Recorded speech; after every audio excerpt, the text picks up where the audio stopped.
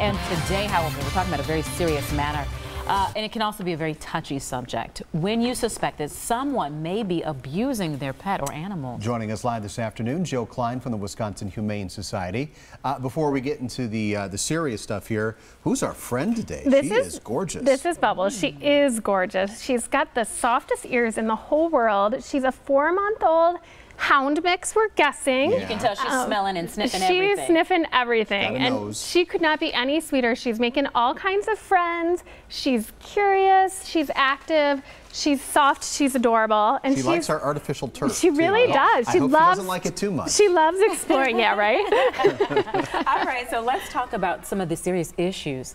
What should you do if you witness animal abuse? Yeah, so if you witness animal abuse, most of the time your resource is going to be the non-emergency police. And so a lot of times people, when you see something, you want to pick up and dial 911. You really only want to do that if you're witnessing an animal in what could quickly be a life-threatening emergency. If you're noticing something that's a little bit more long-term or not immediately actionable, call your non-emergency police. Some people might see something and think, well, maybe the Humane Society can take action. Is that a good number to call, or are you the second or third step in the chain? Yeah, we can be a resource and point people in the right direction, but we don't have any jurisdiction to investigate or prosecute. So a lot of times people watch maybe Animal Planet, they see animal cups and they say, I'm going to call the Humane Society.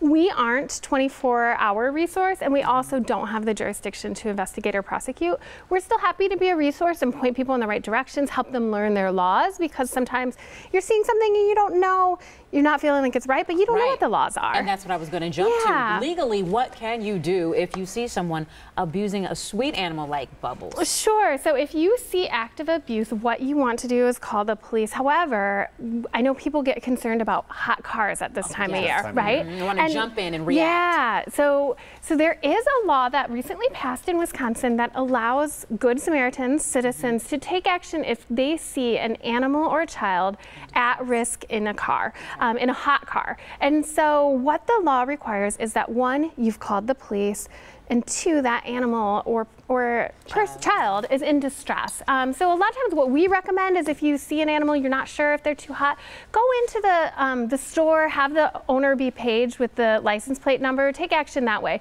But if you really see an animal in distress, you've called the police, you can actually take action and break a window and get that animal out, and there is a law to protect you. Any preventative measures that we should be taking this time of year? Sure. One of the things that citizens who just love animals can do is get to know the laws. So in Wisconsin, Chapter 951, you can just Google that and look it up. Tells you what crimes against animals are. You can look up your municipal code. A lot of municipalities like Milwaukee have an ordinance, a chapter called Animals, and you can get to know what the laws are for animals. They need food, they need water, they need shelter.